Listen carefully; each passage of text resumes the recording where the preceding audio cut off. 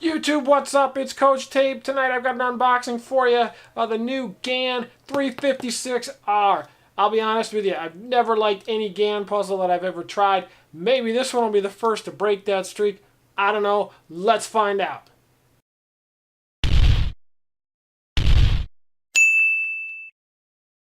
Okay guys, so we're talking about the Gan 356R. This is the new lower cost Gan cube. It's not really a budget cube because it's still $16, $17, and you can get budget cubes for $3. But here we go.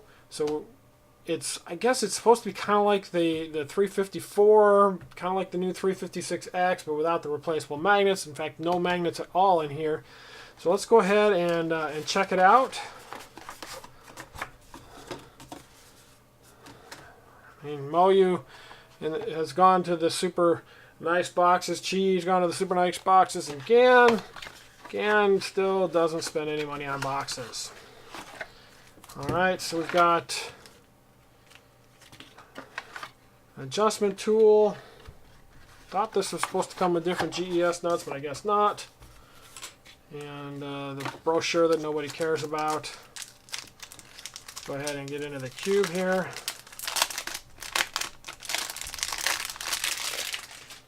Toss that aside. Alright, really nice shades.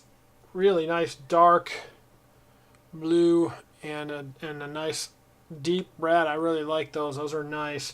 Like I said, I've never been a fan of any Gan cubes. I've tried the 249 V2, the 356 S V2, the 354M, which was alright but not great, the SM, the UM, the Air, not really any of them. So let's see here. Okay, that moves pretty nice. It's a little dry out of the box here, or it's smooth, but a little dry. Okay, and it is, of course, very light, like all Gan cubes. Actually, it might even be a little tight, which is a little surprising for a Gan cube. Alright, first turns. Not bad at all.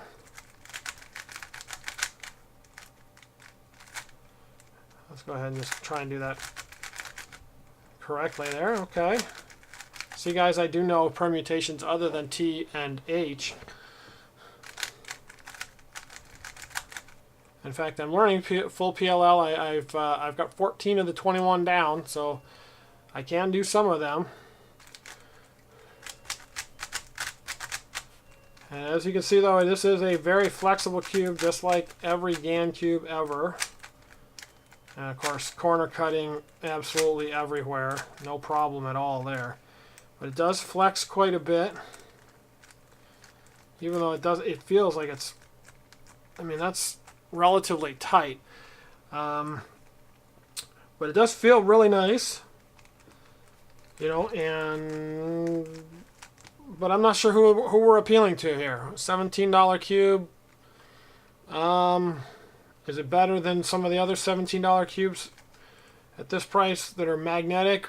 I don't know. Maybe not. Especially how much it flexes. Definitely feels like it would benefit from magnets, and in fact I am going to try to magnetize it. I know that the internals have a bit of a weird structure inside the pieces, so that makes magnetizing it a little more challenging, but I'm going to go ahead and try and do that. But, you know, first impression's pretty nice. It's actually a little slow. A little surprising from a Gan puzzle. That it's, and I shouldn't say slow, but it's slower than your average Gan puzzle, which actually for me is a good thing. I'm not a fan of super fast puzzles. And that feels actually pretty darn nice. And other than being a little more flexible than I would like, so far, very positive impressions of this puzzle. So what I'm going to do, I'm going to go ahead and do some solves on it. I might even try and magnetize it, and I'll come back to you and give you my my final thoughts. And so I'll be right back. Alright, so first up what we have here is footage of this cube without magnets, and in its state out of the box, this thing is extremely flexible. I think that you'll be able to see that a little bit in the footage that you're about to see. It's not unusable or anything like that, but if you remember, like the 356S V2 was extremely flexible and just moved all over the place. That's what this cube is like out of the box. It is super duper flexible and not really unstable, but definitely not what you would expect out of a modern cube. And in addition to that, it's also really, really loud and clacky. Kind of has an old feel to it almost, like a I want to say Diane Zanchi, like an original Zanchi, but it's obviously a much better cube than that. Performance is good. Don't get me wrong, the performance is good, and I got some really good times with this cube unmagnetized. But at the same time, we're talking $17 for a non-magnetic cube, and there's just other cubes that perform better for way less, or for a couple of bucks more you can get magnetic and get significantly better performance. So I'm not exactly sure who our target audience is here when you're talking about the non-magnetic version. Again, it's not bad, and I got decent times on it, but it definitely cries out to be magnetized in order to make it more stable. Especially as flexible as it is, it definitely just needs some help. And again, we're talking $17 for a non-magnetic cube, and so I'm not real sure who the target audience is, because you can get a $5 MF3RS2 even non-magnetic, and it's going to perform better, be more stable, and just be a better cube.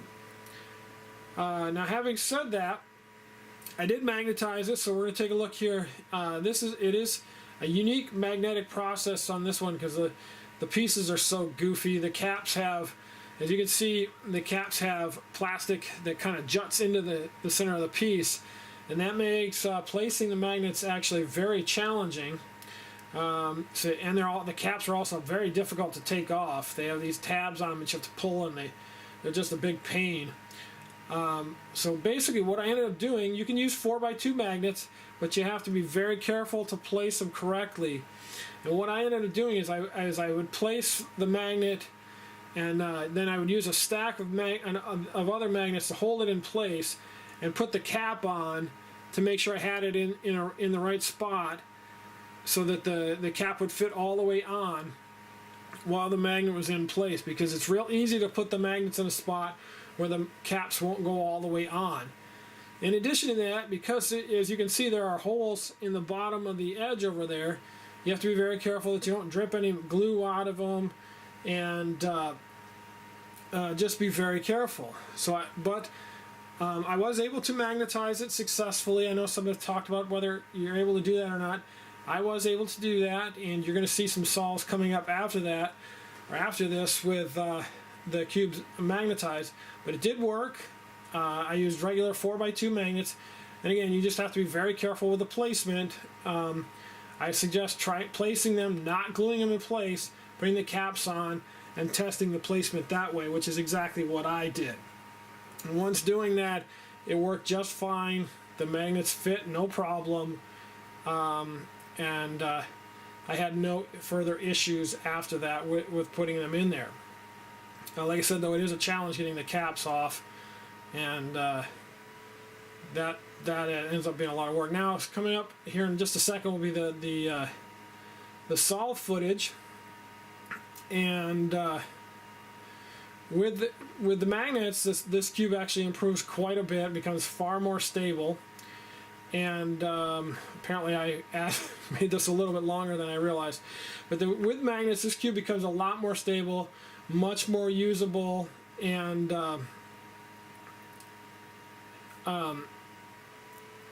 it becomes, I wouldn't say, like flagship quality or anything like that, but it becomes much more usable. It becomes a much better cube because it is more stable. Because the number one issue with this cube is the flexibility and the stability, and the magnets take care of that. And I was able to get a really nice AL5 with the magnets on this. once they had been installed. Still, at the end of the day, you're talking a $17 cube that basically needs to be magnetized, and you're going to have to do it yourself. And by the time you get done doing that, it's $20, $21, something like that.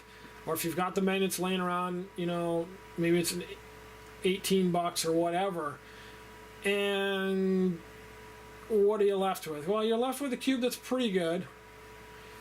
Performance is good, corner cutting is good, but it's loud, it's clacky, it feels old. And like I said, like in the earlier, like an original Xanchi, not in a bad way, just kind of old. It doesn't feel like a modern Waylon GTS or Gan 354 or anything like that. It definitely feels like a much older cube, but performance is good. And I did take this to a competition this past weekend. It was super popular among the people there. And I ended up selling the cube because it's not going to be my main, but it was very popular with the people at the competition. Lots of guys were wanting to try it out. Lots of people really liked it. A couple of people asked if they could use it during their sols, and so it was very popular. So again, not a main for me. Good performance, not great, but overall a pretty good cube, just not something that's going to would ever be my main, either magnetic or not magnetic. And like I said, I did sell it, and I assume the guy who bought it from me is going to be very happy with it. So that's kind of the bottom line on this. I really don't understand who they're aiming for here. A $17 budget cube, not really something I would recommend a company make, quite frankly. And there are many better options for less money, or much better options for more money.